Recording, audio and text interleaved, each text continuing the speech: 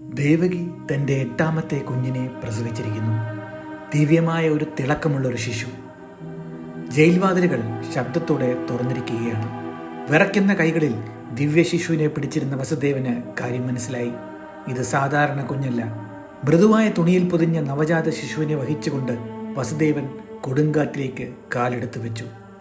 ഒരു മൃഗത്തെ പോലെ അലറുന്ന ശക്തമായ യമുനാ നദി അവൻ്റെ മുമ്പിലേക്ക് കുതിച്ചു. കൃഷ്ണനെ തലയ്ക്ക് മുകളിൽ ഉയർത്തിപ്പിടിച്ചുകൊണ്ട് അവൻ തണുത്തതും കുതിച്ചുയരുന്നതുമായ വെള്ളത്തിലേക്ക് നടന്നു.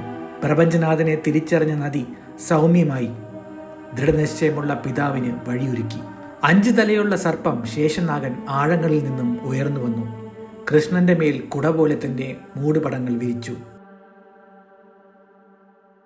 വസുദേവൻ സ്ഥിരതയോടെ നടന്നു.